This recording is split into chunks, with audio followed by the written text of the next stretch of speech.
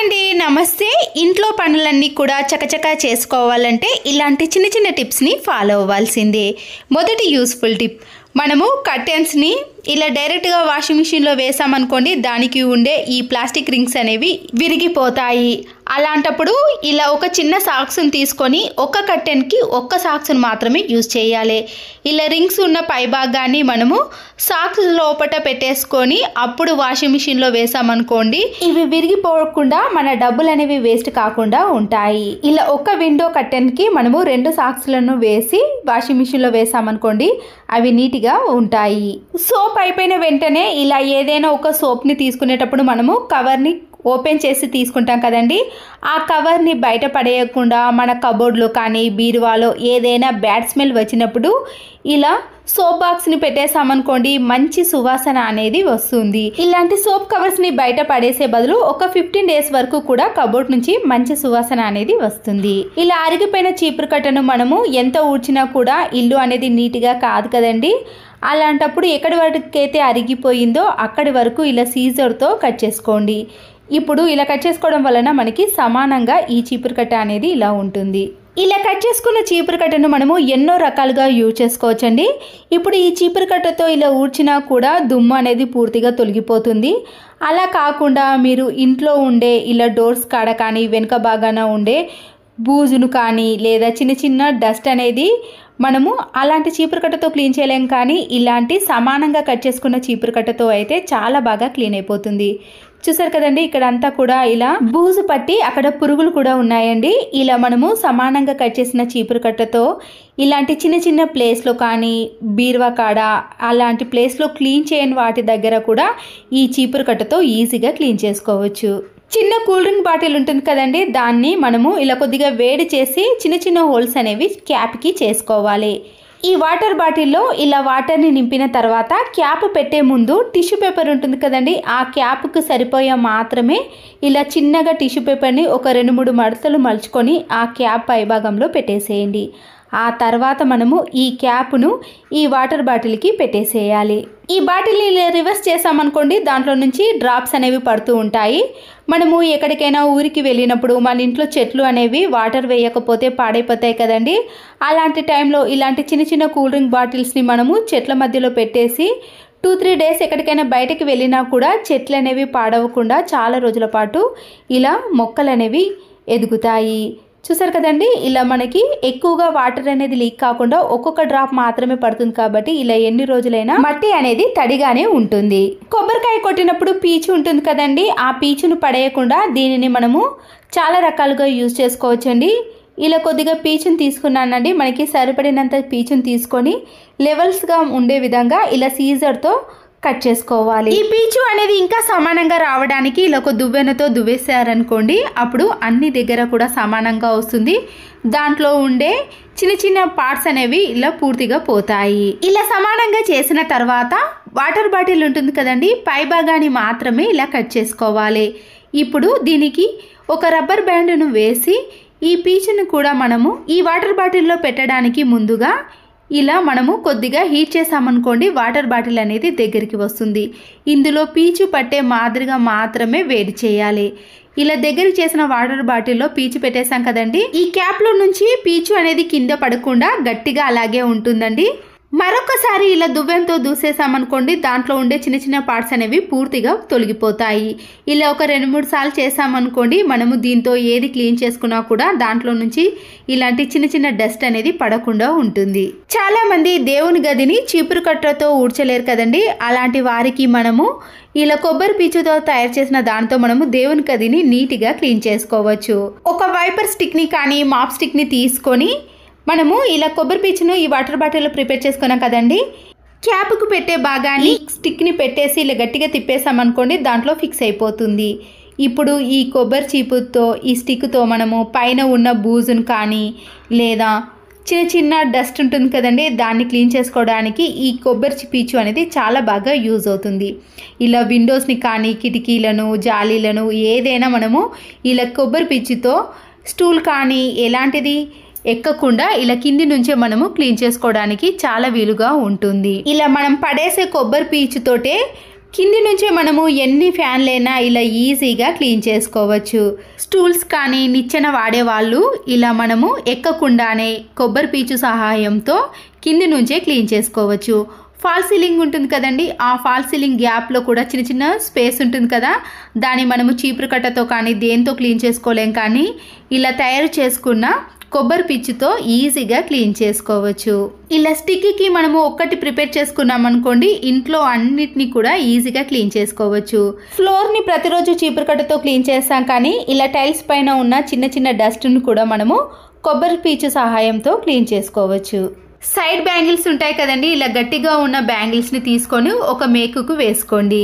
మన ఇంట్లో ఉండే కూలింగ్ గ్లాసెస్ కానీ మనము ప్రతిరోజు వాడే స్పెట్స్ ఉంటాయి కదండి, వాటన్నిటిని కూడా ఇలా గాజుకు వేసామనుకోండి, అవి కింద పడకుండా ఏ టైంలో కావాలన్నా కూడా మనము ఈజీగా తీసుకోవడానికి వీలవుతుంది. సబ్బు తుణుకలను వేస్ట్ చేసే వారికి ఈ టిప్ అనేది చాలా బాగా యూజ్ అవుతుందండి. దీనిపైన కొద్దిగా వంట సోడాని యాడ్ చేసి ఇలా రౌండ్గా బాల్స్ లాగా ప్రిపేర్ చేసుకున్నాక వాష్రూమ్లో ఉండే ఇలా వెస్టర్న్ టాయిలెట్కి అతికించేసుకోవాలి. దీనివల్ల వాష్రూమ్ ఎప్పుడు చూసినా నీట్గా కనపడటమే కాకుండా ఇలాంటి సబ్బు తుణుకలను మనము ఎప్పుడు కూడా వేస్ట్ చేయకుండా ఇలా బాగా యూజ్ చేసుకోవచ్చు. వాష్రూమ్ని కూడా ప్రతిరోజు క్లీన్ చేయాల్సిన పని కూడా ఉండదు.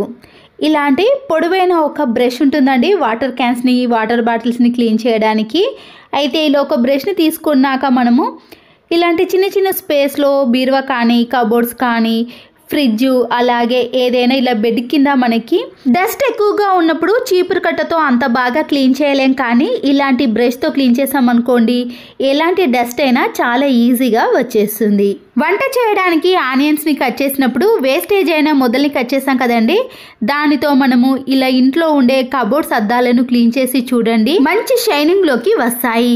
వీటి కోసం మనము ఎటువంటి లిక్విడ్లను కూడా యూజ్ చేయాల్సిన అవసరం ఉండదు. ఆ తర్వాత ఒక పొడి క్లాత్తో క్లీన్ చేశారనుకోండి, దానిపై ఉండే డిజైన్ కానీ ఇలాంటి లైన్స్ కూడా చాలా క్లియర్గా కనబడతాయి. బాత్రూంలో మనము హెడ్ బాత్ చేసేటప్పుడు ఇలా వెంట్రుకలు అనేవి ఈ డ్రైనేజ్లోకి వెళ్ళిపోతాయండి. తర్వాత ఆ డ్రైనేజ్ హోల్ అనేది నిండటం, దానివల్ల ప్రాబ్లమ్స్ అనేవి చాలా వస్తూ ఉంటాయి. ఇలా మనము ఏదైనా ఒక పాత బ్రష్ని తీసుకొని ముందుగా దాంట్లో నుంచి ఉండే వెంట్రుకలన్నీ కూడా తీసేయండి. ఫ్రూట్స్ కానీ వెజిటేబుల్స్ తీసుకున్నప్పుడు ఇలాంటి నెట్టెడ్ క్లాత్ వస్తుందండి, మనము డ్రైనేజ్ హోల్కి సరిపడే మాదిరిగా మనము దీన్ని కట్ చేసుకోవాలి. బాగా చేసినా కానీ ఏదైనా షాంపూ ప్యాకెట్లు కట్ చేసి వేసినా కూడా ఆ హోల్లోకి వెళ్ళకుండా ఇలా డ్రైనేజ్ అనేది చాలా నీట్గా ఉంటుంది. తర్వాత మనకి ఎప్పుడు కూడా ఎలాంటి సమస్యలు అనేవి కూడా రాకుండా ఉంటాయి.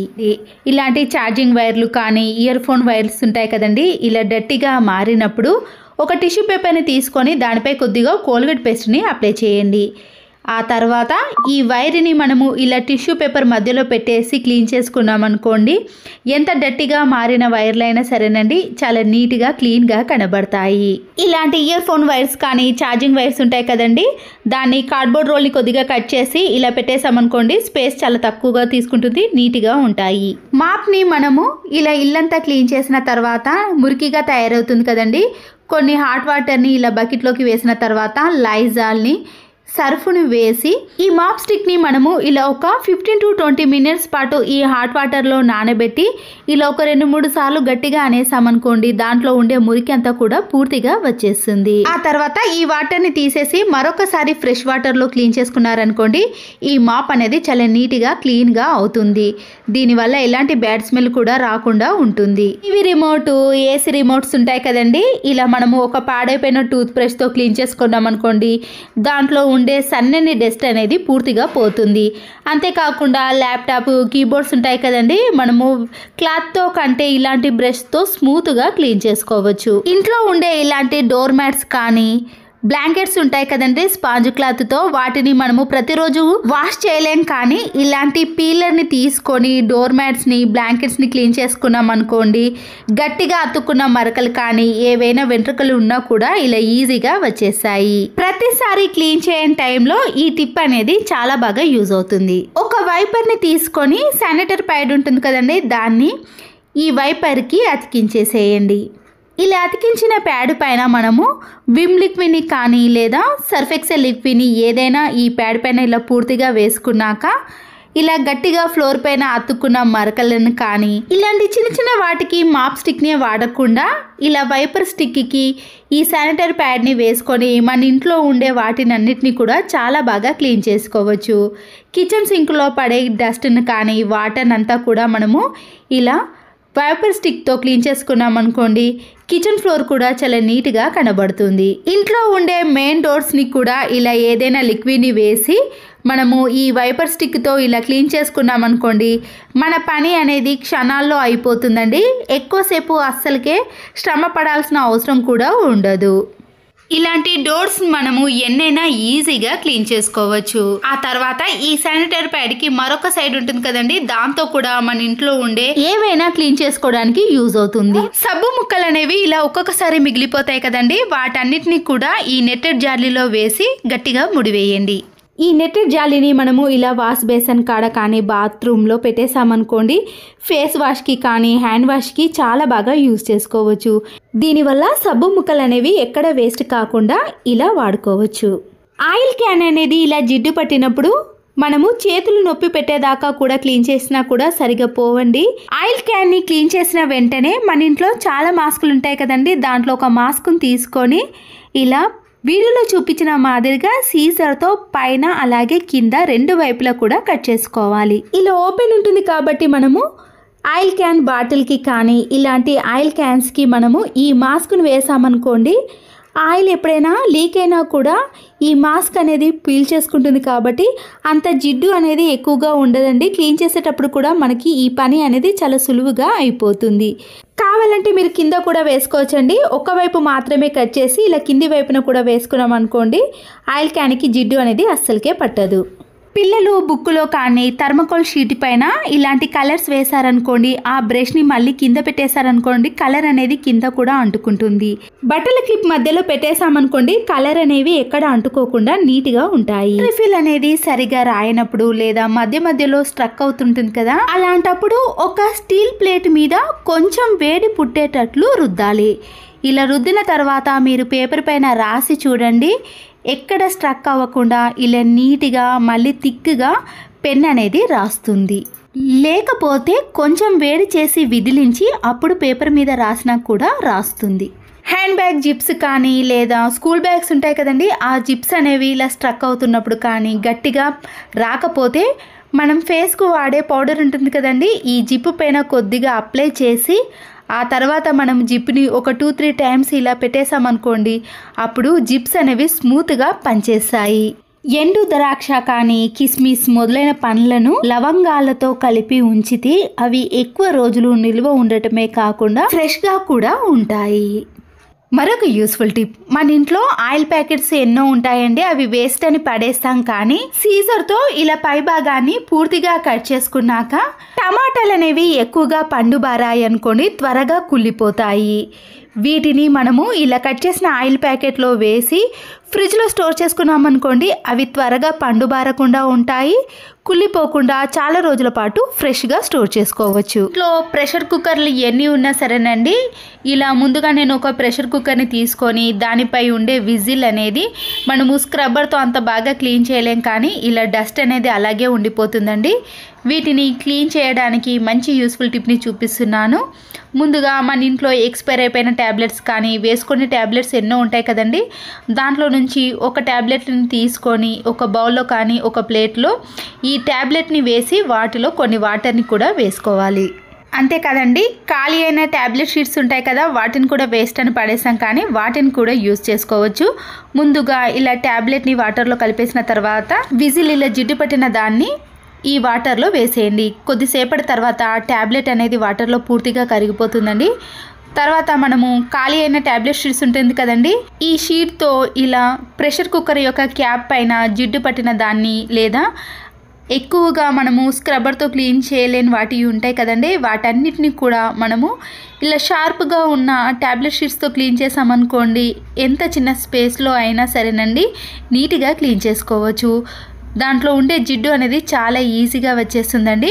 చూసారు కదండి, విజిల్ని ఇలా నీట్గా క్లీన్ చేసుకున్న తర్వాత హ్యాండిల్ పట్టుకునే భాగం ఉంది కదండి, దాంట్లో కూడా మనము స్క్రబ్బర్తో అంత బాగా క్లీన్ చేయలేం, కానీ ఇలా ట్యాబ్లెట్ షీట్స్తో క్లీన్ చేశారనుకోండి, దాంట్లో ఉండే మురికి కూడా చాలా బాగా వచ్చేస్తుంది. అంతే కదండి, మన ఇంట్లో ఉండే గ్యాస్ కట్ కానీ ఇలా విజిల్, ప్రెషర్ కుక్కర్ యొక్క క్యాప్ని కూడా మనము ట్యాబ్లెట్తో క్లీన్ చేసుకోవచ్చు. ఎలాంటి స్మెల్ కూడా రాదండి. చాలామంది ట్యాబ్లెట్తో క్లీన్ చేసుకుంటే స్మెల్ వస్తుందంటారు, కానీ స్మెల్ కూడా లేకుండా నీట్గా క్లీన్ చేసుకోవచ్చు. ప్రెషర్ కుక్కర్ క్యాప్లో గ్యాస్ కట్ని కూడా నీట్గా క్లీన్ చేసుకోవాలి అన్నా, లేదా ఇలా దాంట్లో డస్ట్ అనేది ఎక్కువగా ఉన్నప్పుడు ఇలా అయిపోయిన ఖాళీ షీట్తో కూడా మనము నీట్గా క్లీన్ చేసుకోవచ్చు. ఈ ప్రెషర్ కుక్కర్ మూతను క్లీన్ చేసుకునే లోపు ట్యాబ్లెట్ కూడా పూర్తిగా కరిగిపోయింది కదండి. దాంట్లో ఉండే డస్ట్ అనేది చూసారు కదండి ఎలా వచ్చేసిందో. ఇంతకు ముందు విజిల్కి ఇప్పుడు విజిల్కి తేడా చూసారు కదండి. మామూలుగా మనం వాటర్తో క్లీన్ చేసుకున్నాం అనుకోండి, పూర్తిగా క్లీన్ అయిపోతుంది. తర్వాత మనం సోప్తో కానీ లిక్విడ్తో ఈ ప్రెషర్ కుక్కర్ని, విజిల్ని క్లీన్ చేసుకున్నాం అనుకోండి, చాలా నీట్గా క్లీన్గా తయారవుతాయి. ఖాళీ షీట్తో ప్రెషర్ కుక్కర్ యొక్క మూతను కూడా క్లీన్ చేసాం కదండి. ఇప్పుడు చాలా నీట్గా క్లీన్గా ఉంటుంది. వాషింగ్ మిషన్లో వేసే లిక్విడ్ కవర్ ఉంటుంది కదండి, అయిపోయిన తర్వాత ఇది దేనికి పనికిరాదని పడేస్తాం, కానీ ఇలా వీడియోలో చూపించిన మాదిరిగా సీజర్తో పైన ఉన్న క్యాప్ వరకు మాత్రం కట్ చేసుకోండి. ఇలా పట్టుకునే హ్యాండిల్ ఉంది కానీ దాన్ని కూడా కట్ చేసుకున్నా పర్వాలేదు, లేదా మనము ఏదైనా మేకుకు వేసుకునే విధంగా ఉంటుంది కాబట్టి దాన్ని అలాగే ఉంచేసినా పర్వాలేదు. సీజర్తో ఇప్పుడు ఈ కవర్కి 2 చిన్న హోల్స్ అనేవి చేసుకోవాలి. గట్టిగా ఉన్న ఒక తాడును తీసుకొని ఈ హోల్స్లో నుంచి ఇలా ముడి వేసుకున్నాం అనుకోండి, మనకి ఏదైనా మేకుకు వేసుకోవడానికి ఇలా హ్యాండిల్గా మనము యూజ్ చేసుకోవచ్చు.